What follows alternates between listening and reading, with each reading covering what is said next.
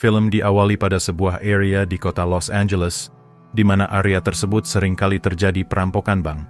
Bahkan diketahui sebanyak 2.000 lebih percobaan perampokan yang dilakukan setiap tahunnya.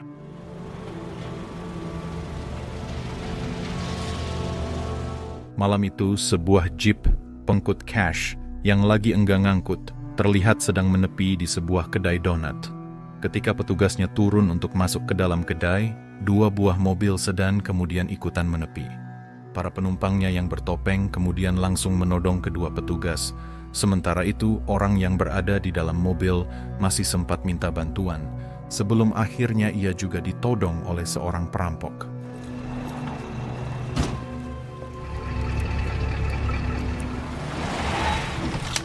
No, bro. We're not here for you. Don't even think of it. Relax. Armor-piercing rounds. Take your foot off the gas, or we will forcibly remove you. Fucking do it! Now! Karena petugas tersebut menolak untuk turun dari dalam mobil, para perampok itu kemudian melakukannya dengan cara paksa.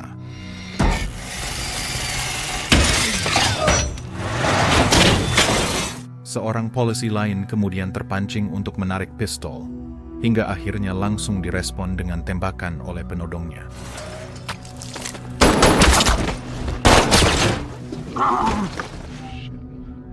Gardena, 30 seconds.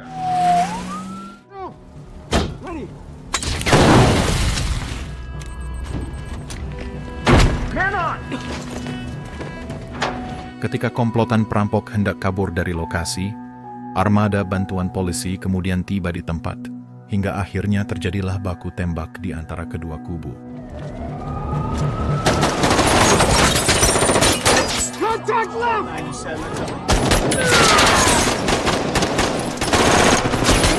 We are under heavy fire!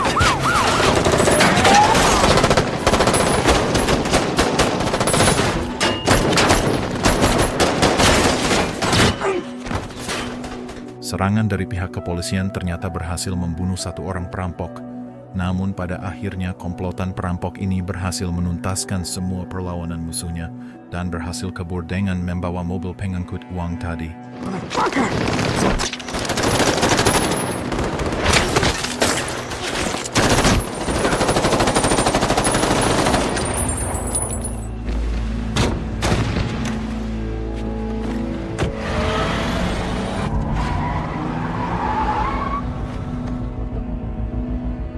Seorang rekan perampok yang memonitor dari kejauhan, kemudian memberi panduan terhadap jalur yang harus mereka ambil, dan di sini kita bisa mengetahui bahwa komplotan perampok ini ternyata bukan kaleng-kaleng. Take the second left into the tunnel.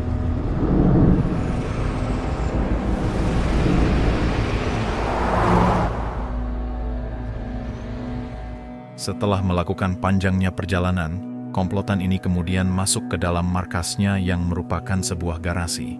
Meskipun sukses melaksanakan misi perampokannya, namun suasana menjadi tegang karena operasinya yang berjalan tidak sesuai rencana. Ray Merriman, sang ketua geng, kemudian menyalahkan Bosco yang duluan menembak polisi dan menyuruhnya untuk segera balik ke TKP untuk mencari tahu pihak aparat mana yang diturunkan untuk melakukan investigasi. Dan setelah itu mereka pun langsung mengurus mobil jeep kosong hasil curian tadi. Gotta get this patched up. We're cop killers now. Di sisi lain, seorang polisi senior yang bernama Big Nick baru saja tiba di rumahnya. Meskipun sudah berusaha senyap layaknya seorang maling, namun tetap saja ia ketahuan oleh sang istri.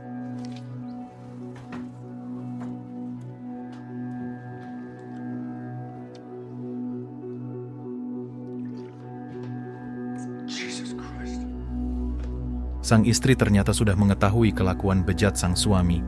Ia merasa begah karena Nick seringkali ketahuan bermain michat.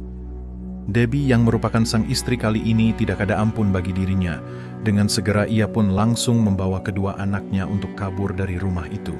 Let's go. We're gonna go pick your sister up first. Where's the pink bag? Deb, stop.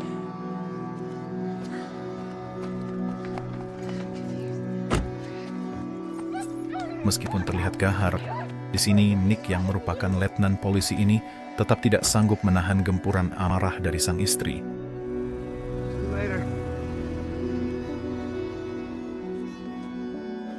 Ketika hidup lagi capek-capeknya, tiba-tiba sebuah panggilan telepon datang yang mengabarkan bahwa tindak kriminal telah terjadi tadi malam, dan Nick diminta agar segera merapat ke TKP.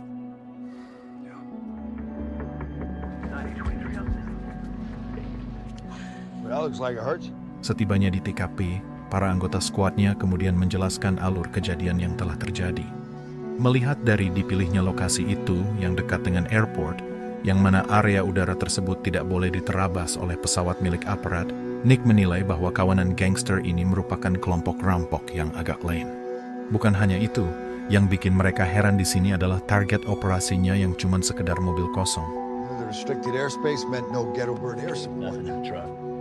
Nothing in the truck? Yep. Selama investigasi itu berlangsung, Bosco terlihat sedang merekam kejadian dari kejauhan.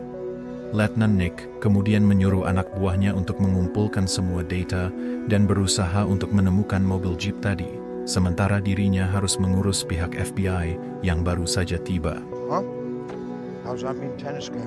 Pihak FBI telah hadir di TKP dan berusaha terlibat dalam pengusutan perkara.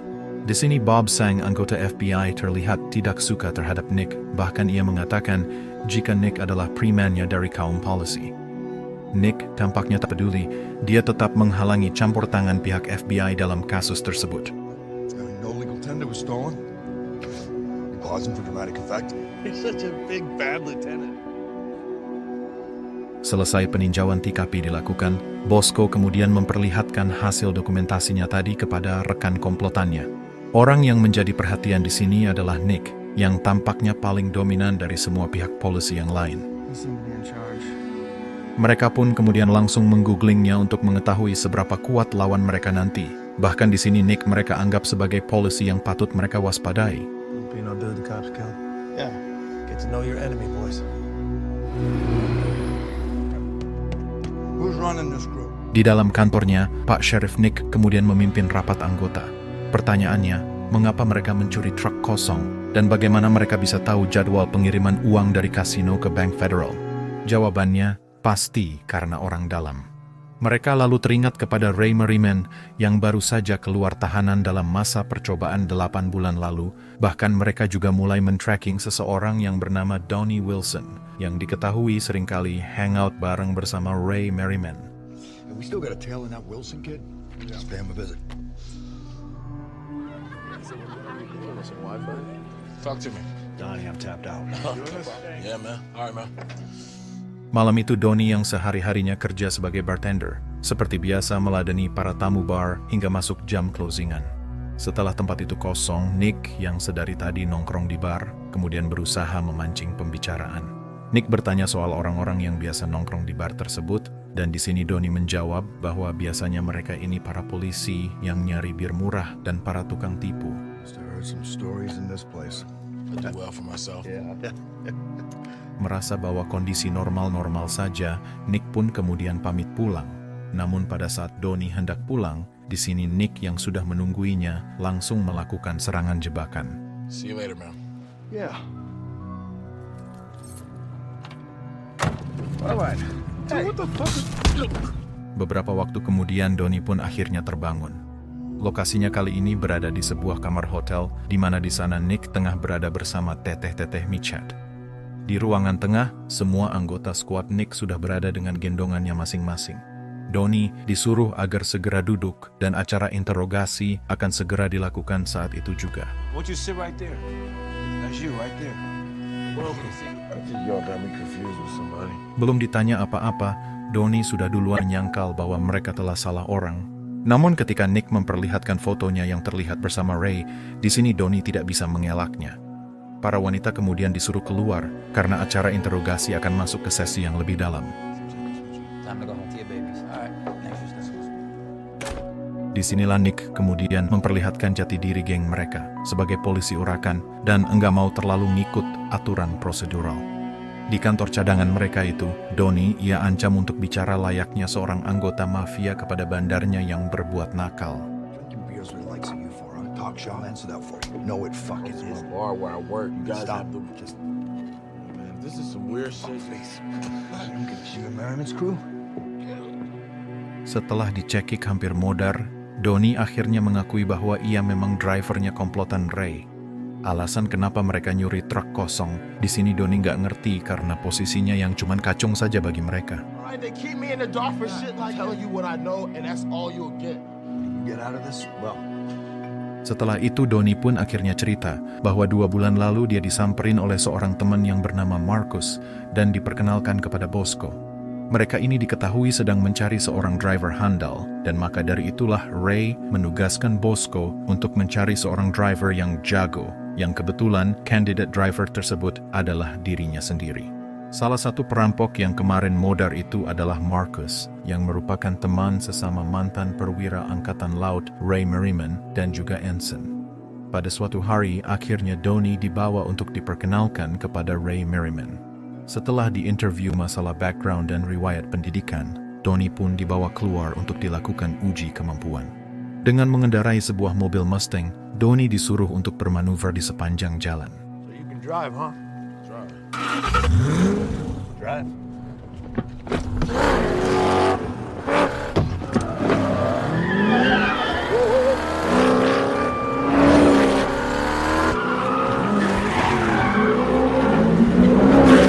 He liked how I drove, so.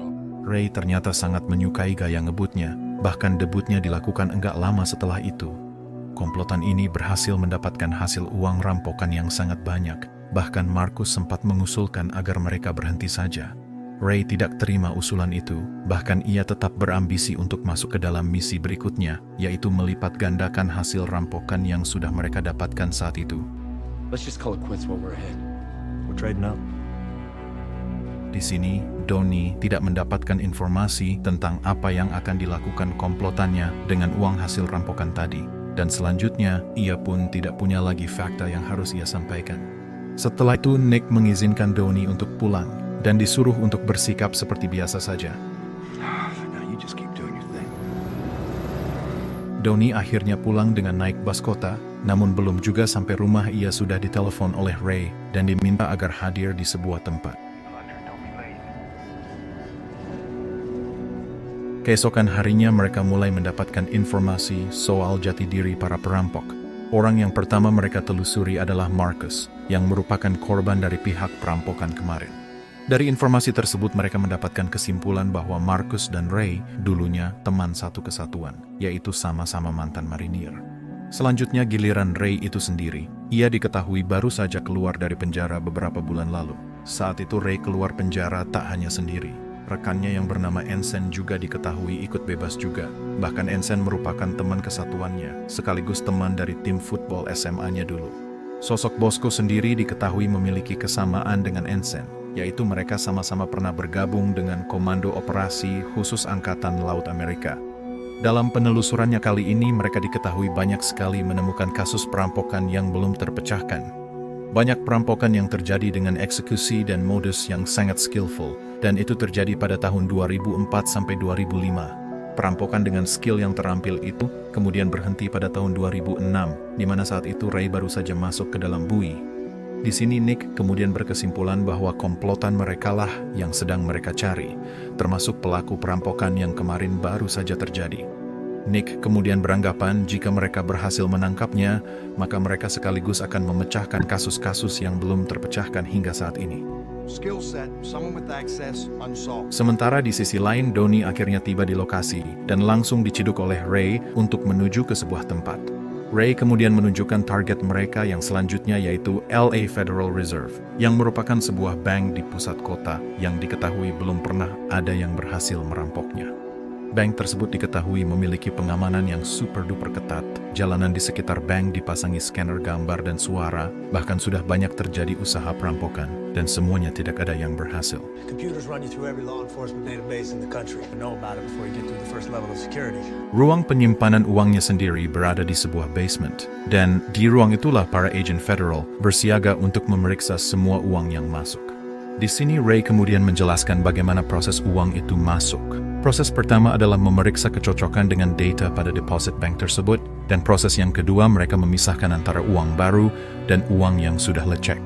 Uang lecek yang terseleksi kemudian mereka hapus serial numbernya pada data, lalu mereka kirim ke ruang penghancuran. Dan target mereka di sini adalah untuk merampok uang-uang lecek itu sebelum akhirnya masuk ke dalam mesin penghancuran. Jika mereka berhasil mendapatkannya, maka mereka akan memegang uang-uang resmi yang gak akan terlacak oleh pihak federal. Tak hanya mengetahui soal hal itu, di sini Ray juga bahkan telah menentukan jalur masuk ke dalam ruang penyimpanan uang itu. Ketika ditanya dari mana Ray tahu tentang semuanya, ia hanya menjawab bahwa sumbernya valid dan bisa dipercaya. You don't have to worry about that. Sementara di sisi lain, Nick malah dapat gangguan urusan personal. Debbie, yang merupakan istrinya, rupanya telah mengajukan gugatan cerai. Nicholas O'Brien, I suggest you take these. Yeah, I guess I'm getting divorced. Pagi itu, Donnie melamar kerja untuk menjadi kurir di resto masakan China. Beberapa hari kemudian, dia sudah jalan saja dengan paket delivery-nya dan terlihat tengah menuju gedung Federal Reserve. Gerakan Donnie tersebut kemudian teramati oleh Nick dan kawan-kawan. Strolling right into the Federal Reserve.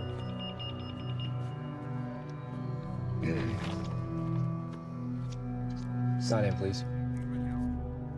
Setelah dinyatakan berstatus bersih oleh petugas di meja lobi, Donnie kemudian diperbolehkan untuk mengantarkan paket pesanannya yang berada di lantai bawah tanah. Donnie mengantar satu bungkus untuk salah seorang pegawai, sementara bungkus yang satunya lagi ia bawa masuk ke toilet, lalu ia simpan pada langit-langit ruangan. Dan setelah itu dia pun keluar dan berjalan seperti biasa.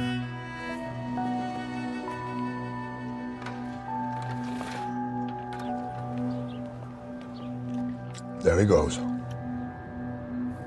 Pada suatu malam, mereka pun datang ke resto yang sama di mana Ray dan kawan-kawan sedang santap malam bersama keluarga. Tidak ada kata main rapi, di sini Nick langsung saja mendekati meja mereka. Dan dengan gaya sok kenal, ia pun langsung menyapa Donnie yang ia bilang sebagai teman latihan gymnya.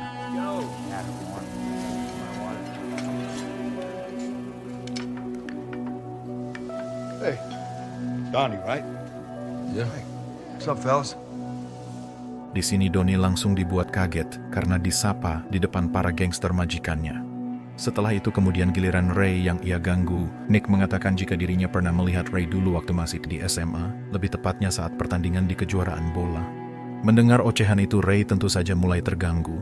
Bahkan di sini Nick terus lanjut dengan ancamannya bahwa dia akan menghancurkannya seperti dulu dia menghancurkan tim football sekolahannya. Number 55, right? Crushed you guys when I was there. Crushed you guys when you were there. Got family here, bro. Don't really appreciate you popping off. All right, man. What? Let's go. Have a good night, ladies.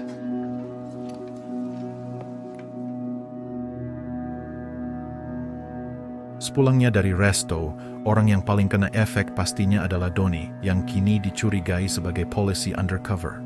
Ia pun kemudian digeledah dan diancam akan dieksekusi, hingga akhirnya Donnie bilang bahwa ia memang pernah disamperin oleh Nick dan orang itu memang sudah tahu semua tentang mereka. You cop. No.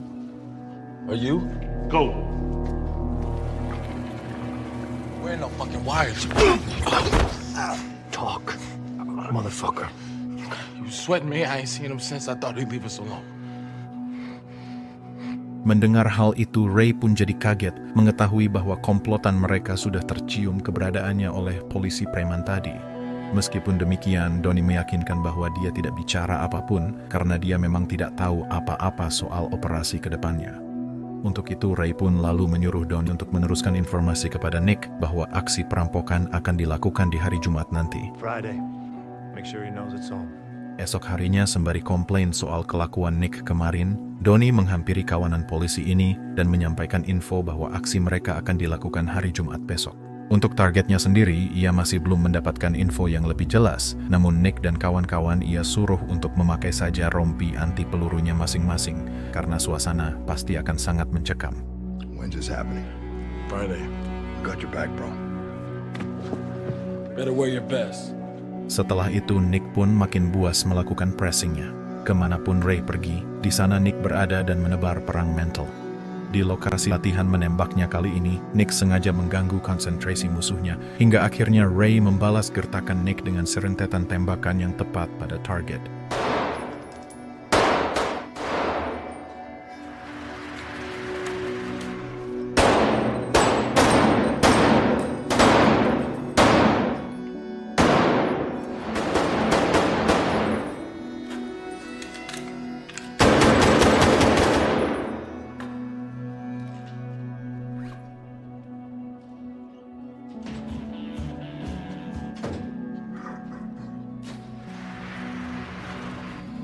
Nick melihatnya ketika Ray dan kawan-kawan telah pergi.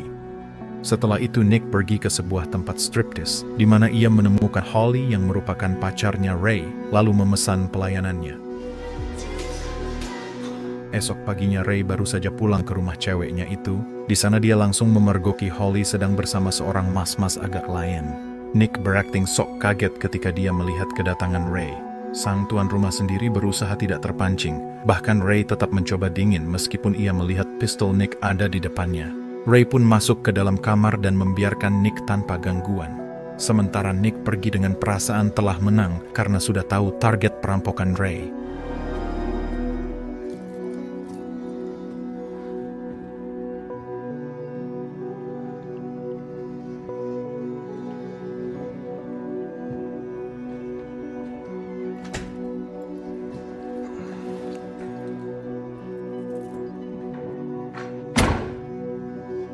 Big Rivera Savings, Montebello Town Center.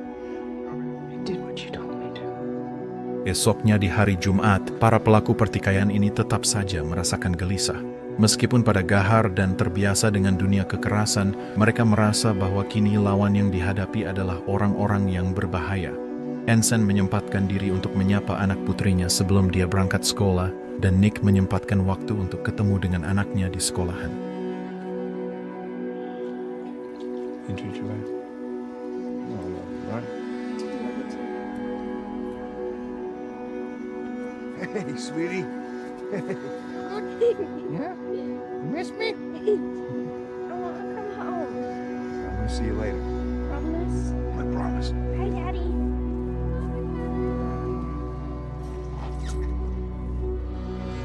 Setelah itu masing-masing kemudian hadir di kantornya masing-masing, dan mereka segera bersiap untuk menyongsong hari yang diperkirakan akan berdarah-darah.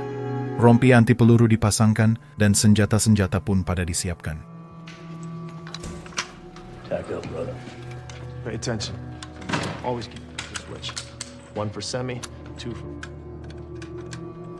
Mag release. Out with the old. Go put your shit on.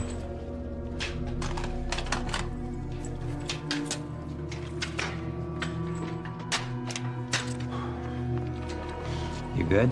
I'm good.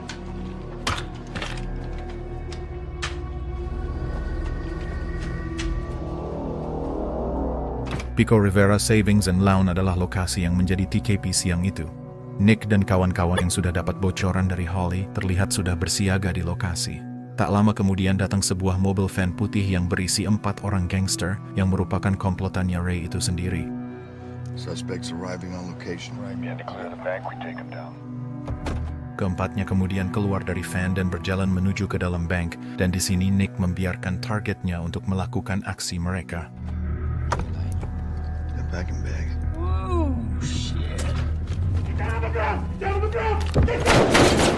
Di dalam bank tanpa basa-basi mereka pun langsung menodong semua orang dan menyuruh semuanya untuk berbaris di depan meja kasir. Setelah itu para tawanan disuruh untuk menyerahkan handphone masing-masing.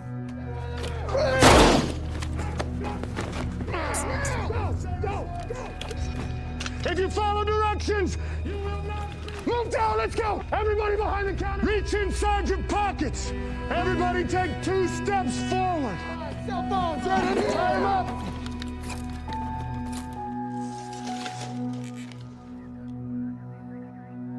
Setelah itu manajer cabang yang telah memijit tombol minta bantuan disuruh untuk duduk di mejanya, lalu disuruh untuk menuliskan tuntutan mereka. Pak Manager disuruh untuk menelepon kantor polisi dan diminta untuk menyediakan uang $10 juta dalam sebuah helikopter yang tangkinya dalam kondisi penuh. 1 jam tidak ada progres, akan ada 1 tawanan yang akan mereka bunuh. Setelah itu, Pak Manajer pun kemudian menelepon kantor polisi, yang mana panggilan tersebut sudah tersadap oleh Nick dan kawan-kawan. In 1 hour, they need to deliver $10 million. No cops are to approach the bank. Is that clear? Go ahead and pick up the phone. Di sini Nick kemudian menyuruh armada pasukannya agar tidak menghiraukan telepon itu dan menyuruhnya untuk menjauh dari TKP yang sedang mereka intai. Namun ternyata armada pihak kepolisian sudah keburu datang. Bahkan kali ini mereka terlihat digandeng oleh pasukan FBI. Melihat kejadian itu, Nick pun akhirnya harus turun untuk menghalangi mereka, dan berantemlah kemudian Nick dengan Bob yang sangat bernafsu untuk mengambil alih kasus tersebut. Call in, tell them we're on scene, have suspects under surveillance. What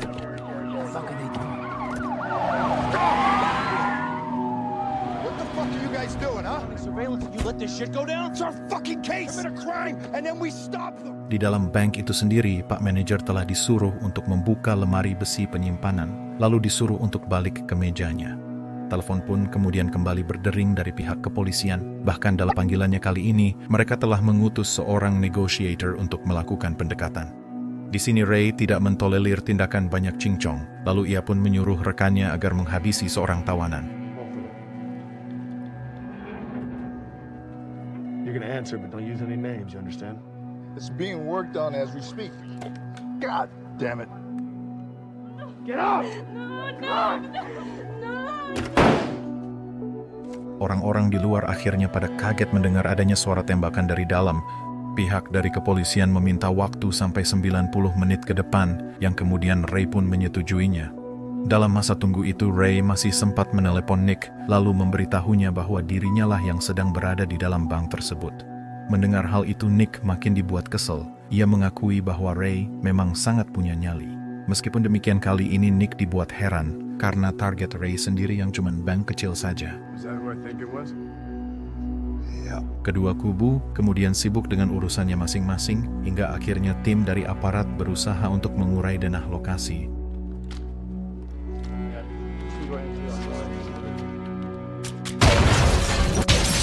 Well, they just blew the vault.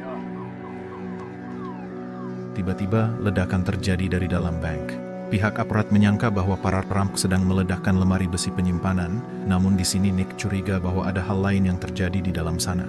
Ketika sedang membahas denah lokasi itu, ia melihat ada jalan menuju tunnel Combran, dan seketika suasana di dalam bank malah menjadi senyap. Nick pun makin dibuat curiga. Ia pun segera mengambil linggis dari mobilnya dan nekat masuk ke dalam bangunan tersebut. Melihat arogansi sang kapten yang langsung maju tanpa aba-aba, para krunya pun langsung turun untuk melakukan backup. So what is this?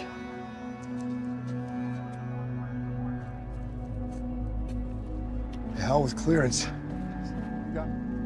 Is he off his meds? We better go back him up. Nick pun akhirnya tiba di pintu masuk tanpa hadangan. Ia melihat ke dalam ruangan, dan di sana ia cuma melihat sekumpulan tawanan. Ia pun langsung saja mendobrak masuk, dan rupanya bank tersebut sudah ditinggalkan oleh para perampoknya. Everybody okay?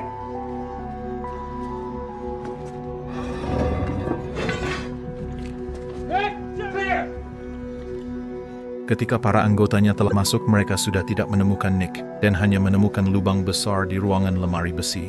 Nick sendiri rupanya telah masuk ke dalam lubang tersebut. Ia mencoba untuk membuntuti Ray dan kawan-kawan. Targetnya sendiri terlihat sudah tiba di lubang keluar di sebuah pinggiran jalan, dan langsung pergi dengan mobil rampokan kemarin. Mobil itu tampaknya sudah diganti warna menjadi abu, dan terlihat seperti mobil pengangkut uang pada umumnya. What's your location? Di sisi lain, seorang rekan yang menyadap telepon Federal Reserve kemudian menanyakan schedule pendropan uang dari Bank Pico Rivera. Karena dirasa waktunya mendesak, Ray dan kawan-kawan langsung disuruh untuk merapat ke lokasi targetnya. Truk berwarna abu yang berisi Ray dan kawan-kawan kemudian masuk menuju jalur basement gedung Federal Reserve. Bahkan di sini mereka pun langsung diizinkan masuk karena saat ini merupakan jadwalnya Bank Pico Rivera untuk melakukan setoran. Pico Rivera.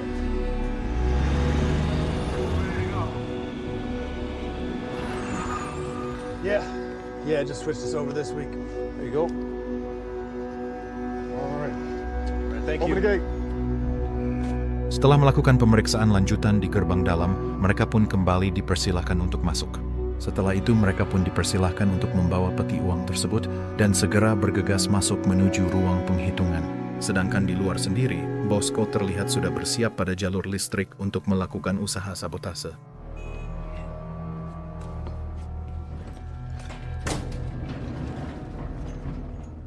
Hey, Luigi. Tell me the guys.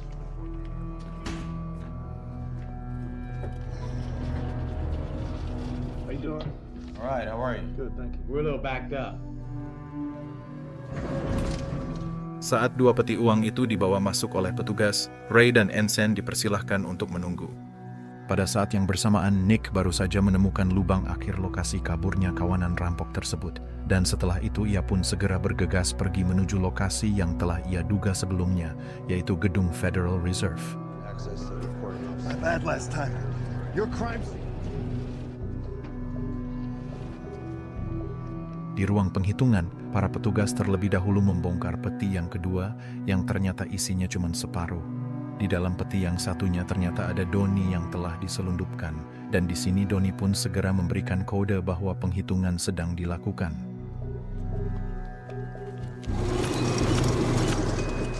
Silverback, this is horsepower. This is Silverback. Ray lalu menyuruh Bosco untuk memulai operasinya, hingga akhirnya listrik di sebagian ruangan menjadi drop. Situasi di dalam ruangan dinyatakan berkondisi coklat, maka dari itulah di momen ini semua orang diwajibkan untuk keluar dari ruangan. Horsepower is in. Lights out. Okay, here we go. We're going brown.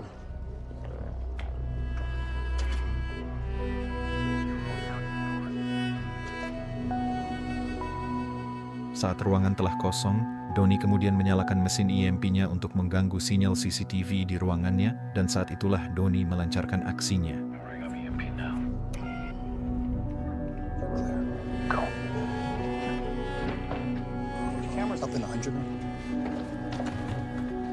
Saat itu juga seseorang kemudian menanyakan orderan makanan siap sajinya, dan di sini Donnie harus bergegas menyelesaikan aksinya sebelum usai jam istirahat. Selama momen mati listrik itu berlangsung, Donnie dengan cepat mengambil uang dari peti lain yang sudah menjalani penghapusan serial number dan hendak dikirim ke ruang perecahan. Secara tidak langsung, operasi mereka kali ini adalah menukar uang tersebut dengan uang bawaan mereka hasil rampokan kemarin. Coming, be done a few minutes. They just called for the Chinese. Yeah, man, we're still brown.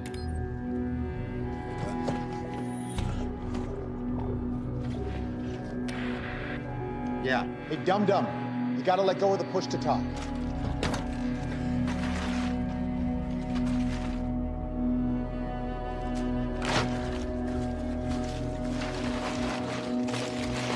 You got about a minute and a half, 2 minutes. Let's go.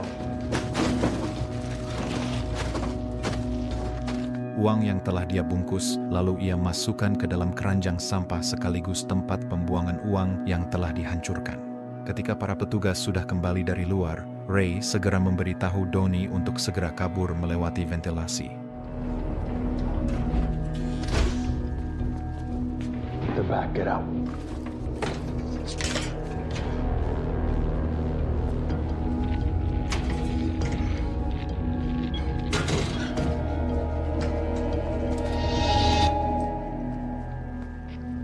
Yeah, we're good. There's nothing back there but dust. Run the count, make sure we're good, all right? Saat mereka sudah masuk beruntung di sini, Donnie sudah berhasil masuk ke lubang ventilasi tersebut.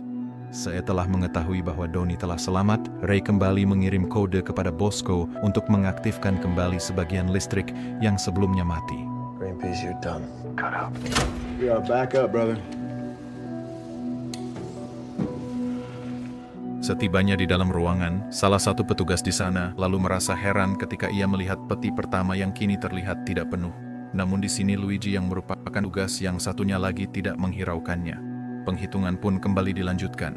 Demikian juga dengan Bosco yang lanjut keluar dari TKP. Am I tripping or was this full before? Let's just check the count.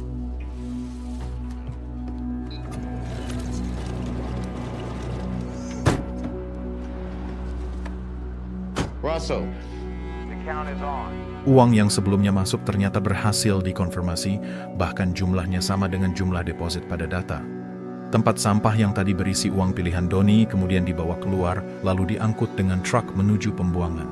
Ketika truk itu keluar, ada sebuah truk lain yang standby di jalanan, yang kemudian mengganti peran truk barusan untuk masuk ke jalur pembuangan. The count was good. Let's put it in a cash sack. Okay, sounds good. Thanks for the advice.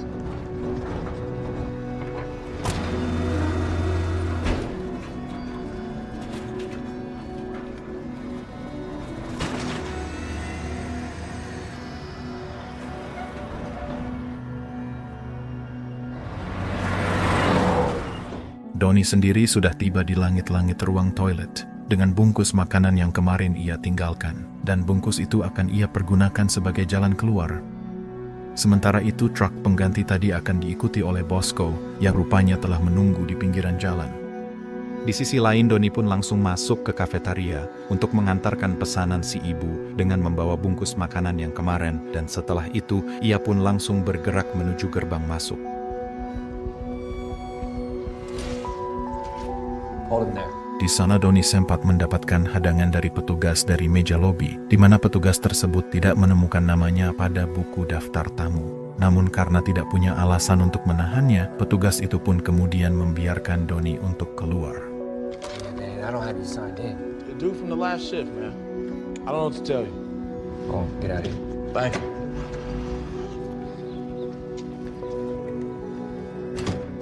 Wait, what? Stop him. Pada saat yang bersamaan, Jeep warna abu pun telah keluar dari lantai underground gedung Federal Reserve. Mereka langsung bergerak menuju lokasi pembuangan residu uang untuk mengikuti truk pembawa sampah bank yang telah lewat di depan mobilnya Bosco. Just past Vernon. Go right on Gage.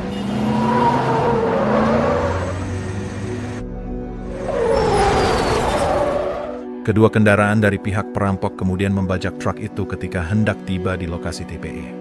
Bosco kemudian membawa truk tersebut, lalu meninggalkan sopirnya sendirian berada di jalan.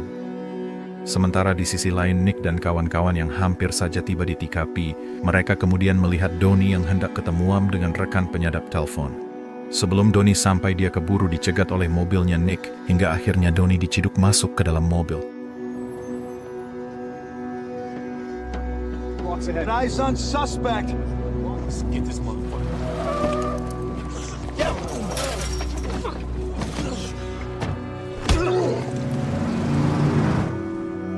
Di dalam mobil tersebut, Donnie lalu disiksa dan dipaksa untuk memberitahu lokasi Ray sekarang juga. Karena berada dalam siksaan yang hebat, akhirnya Donnie memberitahukan lokasinya.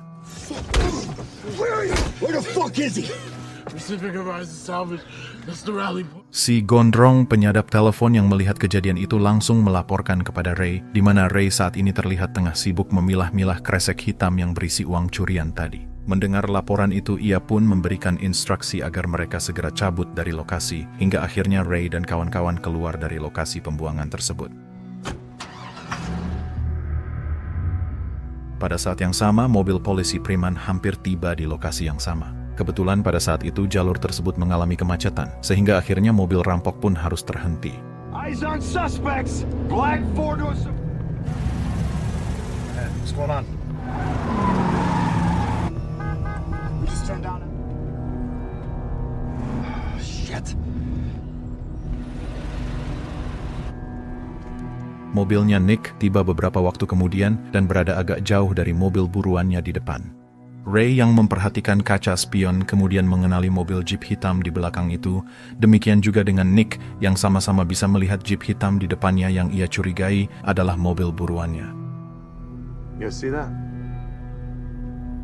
Is it? Okay, we're at stop.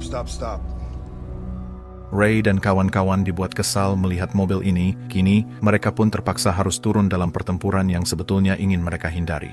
Para perampok pun bersiaga dengan segala perkakasnya, demikian juga dengan rombongan Nick di belakang yang terlihat sudah siap untuk menggempurnya. Situasi macet ini mereka pergunakan untuk segera menyerang lawan. Donnie pun kemudian mereka borgol dan ditinggal sendirian di dalam mobil. That's them. Come on, Bess.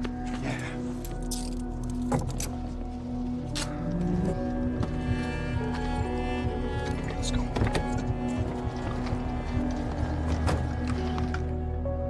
Oh, shit. Ray kemudian melihat bahwa pihak lawan sudah pada turun dengan senjata beratnya, maka dari itulah mereka pun kemudian turun sebelum musuh makin mendekat.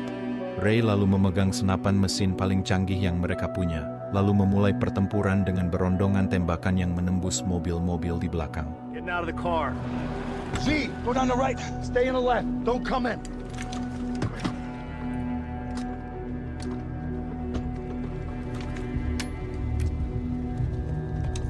Get down. Get down.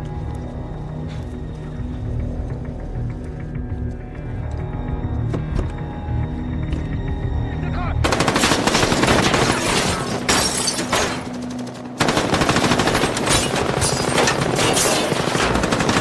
Para polisi pun akhirnya kelabakan mendapatkan serangan dadakan itu, yang menghasilkan satu orang korban dari kubu Nick dan kawan-kawan. Setelah habis dengan gempurannya Ray, kemudian mundur dan di-backup oleh teman lain di belakangnya, hingga akhirnya pertempuran terbuka antar dua kubu terjadi saat itu juga.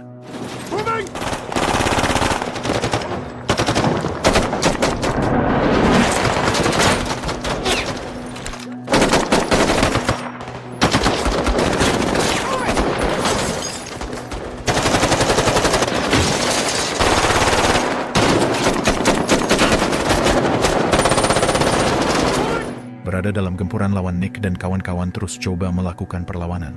Mereka terus berusaha mendekat hingga akhirnya mereka berhasil menghajar Bosco.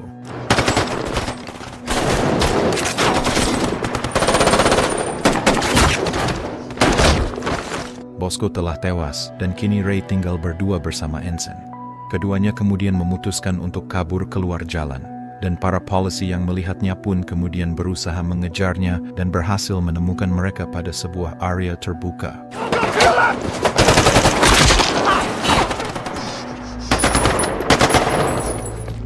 Go! Move!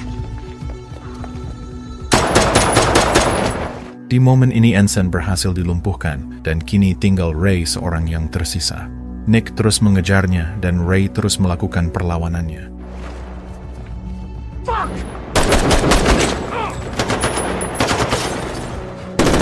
Setelah itu Ray kabur menuju area pinggir bangunan dan di momen ini Nick berhasil menyudutkannya.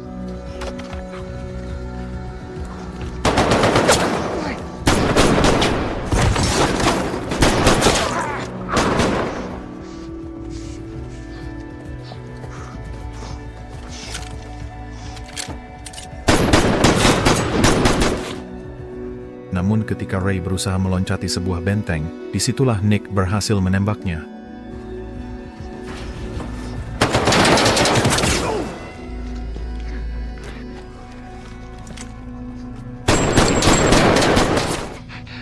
Dalam keadaan lemah itu, Ray masih mencoba melakukan perlawanan. Ia sebetulnya bisa saja menyerahkan diri, namun di sini Ray ogah balik masuk ke dalam penjara, hingga akhirnya ia pun dibantai habis oleh Nick.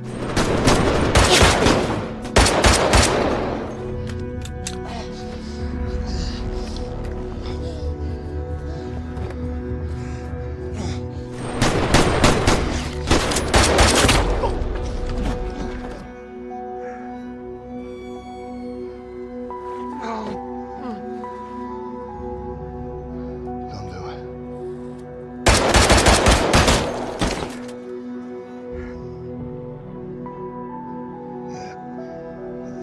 Ray berhasil ia taklukkan. Nick kemudian memutuskan untuk balik ke dalam mobil, namun di sana ia malah menemukan Donnie yang telah berhasil kabur. What the fuck? Setelah itu Nick kemudian memeriksa mobil musuh untuk mengambil uang rampokannya, namun ternyata yang ia temukan hanyalah tumpukan uang yang sudah jadi serpihan. Melihat kejadian itu, Nick sangat dibuat heran, hingga akhirnya Bob datang menghampiri untuk menyatakan simpatinya atas meninggalnya satu orang anggotanya. You know everything was accounted for at the Fed, right?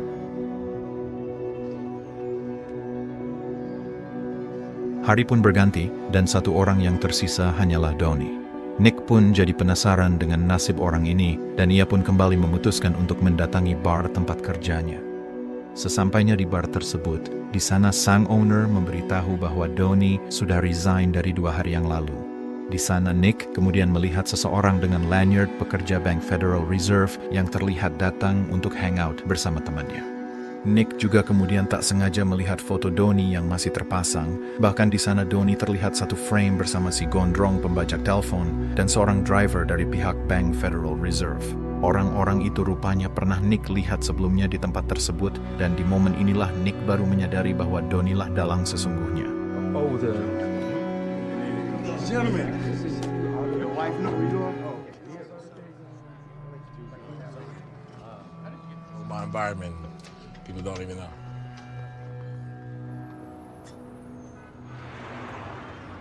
Walking Fraulein. Fun fact yang sebenarnya terjadi adalah ternyata Donnie lah sang orang dalam yang banyak memberikan informasi kepada Ray. Donnie memberitahukan semua operasi yang terjadi di dalam Federal Reserve, yang mana informasi tersebut ia dapatkan dari Luigi. Luigi sendiri rupanya adalah pekerja yang menghitung uang kemarin. Bahkan orang ini adalah langganan di bar tempat kerjanya. Lalu kemanakah perginya uang itu? Uang rampokan sesungguhnya rupanya sudah ditukarkan pada saat pertukaran truk kemarin, di mana driver yang menukar truk tersebut adalah teman Donnie sendiri.